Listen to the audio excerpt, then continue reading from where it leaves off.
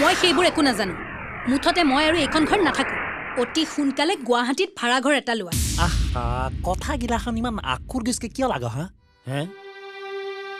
কিমান কষ্ট কৰি দাদা আৰু বৌয়ে সৰুৰে পৰা মোক ডাঙৰ দীঘল কৰি পঢ়া শুনা কৰি চাকৰি দিয়ালা এতিয়া বিয়া কৰি উঠিয়ে ঘৰ এৰি গুচি গ'ল দাদাই মোক কি ক'ব গাঁৱৰ মানুহগিলাখনে কি ক'ব কচোন হ'ব এইবোৰ নীতিবচন মোক শুনাব নালাগে মোক তোমাৰ দাদাই বা তোমাৰ গাঁৱৰ মানুহে বিয়া কৰে আনা নাই মই কাৰো কথা দিছোঁ নন্দা এইটো মোৰ লাষ্ট আৰু ফাইনেল ডিচিশ্যন মই আৰু এইখন ঘৰত নাথাকোঁ তোমাক মই এসপ্তাহ সময় দিছোঁ সোনকালে গুৱাহাটীত ভাড়া ঘৰ এটা বিচাৰা ৰবাচোন তুমি এটা ডাঙৰ সিদ্ধান্ত ইমান খৰখেদা কৰিছা কিয় আগতে দাদাবক কথাবোৰ জানাব লাগব সুবিধা অসুবিধাবোৰ বুজাব লাগব দাদাবো যাবা দিলিহে যাবা আই ঐ দেহি ৰাম ভক্ত হনুমান শুনা তাহানি ৰামো নাই লক্ষ্মণো নাই গতিকে তোমাৰ দাদা কথাটো ময়ে কৈ দিছোঁ কি তুমি দাদাক কথাটো কৈছ কি কৈছে দাদাই ক'ব আৰু কি যাবলৈ দিছে তুমিহে তেওঁলোকক কলিজাৰ এফাল বুলি ভাবা তেওঁলোকে তোমাক কেয়া আঙুলিটোৰ সমানো গণ্য নকৰে যাবলৈ ওলোৱা ভালহে পাইছে মোৰ কথা তোমাৰ এতিয়াও বিশ্বাস হোৱা নাই নহয় হলেও ৰবাচোন গুৱাহাটীৰ নিচিনা ঠাই এখনত এক সপ্তাহৰ ভিতৰত ভাড়াঘৰ পোৱাটো সম্ভৱ নহয় নদী নেদেখাতে কাপোৰ খোলা মানুহ তুমি বিচাৰিব লাগিব চেষ্টা কৰিব লাগিব চেষ্টা কৰিলে এসপ্তাহত নহয় দুসপ্তাহততো হ'ব দাদাই যদি অনুমতি দিছি তেতিয়াহ'লে হ'ব দে মোলে ঘূৰাই দিব পাৰিব কিন্তু সৰুতে মাই পিতাক হেৰাংতে এই নাও মানৰ পৰা এই দুখন হাতেদি এই কলাই পিঠিয়ে লৈ যি মৰম আদাৰ কৰি তাক ডাঙৰ দীঘল কৰিলো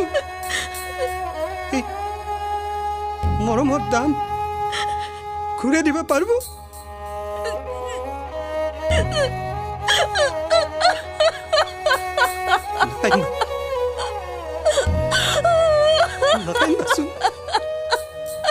কানাই যায় রে যাই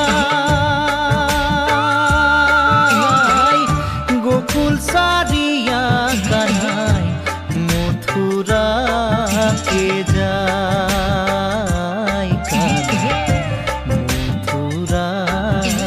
কে যাই ও নয়ন এটা এই গালখান বয়া কথা মনৰ পৰা এৰা ইমান দূৰ বাট আহিছ য ইটা হাত মুখ ধুই কিবা এটা খাই ডাংমাং জিৰাই ল য মানুহৰ জীৱনত এই গালখান থাকবই ঘাট প্ৰতি ঘাট আহিবই উপায় নাই তুমি ইঞ্জিনিয়াৰ চাহাব আহিলি আমাৰ আৰু কিহৰ চিন্তা বৌ কি সাহসত তুমি ক'লা যে মই ইঞ্জিনিয়াৰ হৈ আহিলি তোমালোকৰ কোনো চিন্তা নাই সৰুদাই চাকৰিটো পাবাৰ সময়ত তোমালোকে এনেকে ভাবছিলা ৰং আনন্দ কৰিছিলা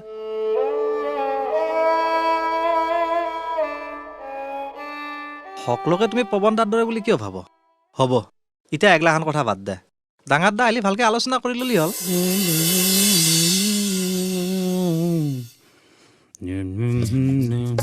হেৰি নহয় আজি অফিচৰ পৰা আহোঁতে সিংঘানিয়াৰ দোকানত সোমাই ৱাশ্বিং মেচিনটোৰ দাম কিমান পৰিব সুধি আহিবাচোন আহা ঘৰটো লৈছোহে মাত্ৰ কিন্তু সেইটো বস্তু কিনাওঁতে কিমান টকা খৰচ গ'ল তুমি দেখা নাই পিছত ল'লে হ'ব দা নাই নহ'ব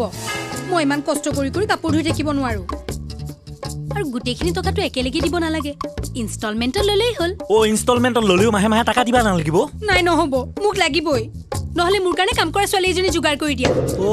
আজিকালি খাবা পালিও নাপালিও ছোৱালী নথয় ইমান সহজে ছোৱালী পোৱা নাযায়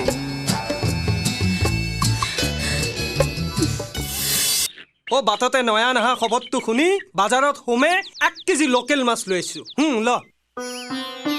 হাও নয়ন কি খবৰ এ কিবা বন্ধ চন্ধ পইছি না টাকা পইচাৰ অভাৱ হৈছে খবৰ তোমাৰ নেদাকে আহিলি যি ডাঙৰ দা মাজুদাই ঘৰৰ পৰা গুচি যায়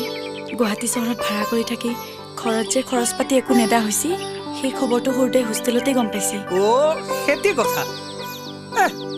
পৱনে টাকা পইচা নেদলাক বুলি আমি কিবা লঘানে মস্তো না ঘৰ নচলাকে আছে না কিহা কল্যাণী তথাপিও ও টাকা পইচাৰ কথা চিন্তা কৰি আপোনাৰ দুখ কষ্টৰ কথা ভাবি সি নকৰো বুলি হোষ্টেল এৰি গুচি আহিছি ধেইত মূৰ্খ কি অবান্তৰ চিন্তা মাখান কৰি থাকা কিয়া পৱনে চাকৰি নাপাওঁতে মই তোক পঢ়াৰ খৰচ দিয়া নাছিলো নহয় ডাঙৰ দা মই আৰু তোৰ দুখ কষ্ট সহ্য কৰি থাকিব নোৱাৰা হৈছোঁ এতিয়াও দিনৰ দিনটো গাড়ী ষ্টেৰিঙত ধৰি মালিক পেচেঞ্জাৰৰ গালি গালাজ টান কথা সহ্য কৰি থাকিব লগা হৈছে গতিকে তই আৰু মোক হেঁচা নেদবি সকলে ডাক্তৰ ইঞ্জিনিয়াৰ হৈয়ে খাইছি না তই দেখোন ড্ৰাইভাৰ হৈয়ে ঘৰ চলাই আছা ময়ো এনে নাথাকো অন্য নহ'লেও তই চলোৱা গাড়ীখনৰ হেণ্ডিমেনটো হ'ব পাৰিম কি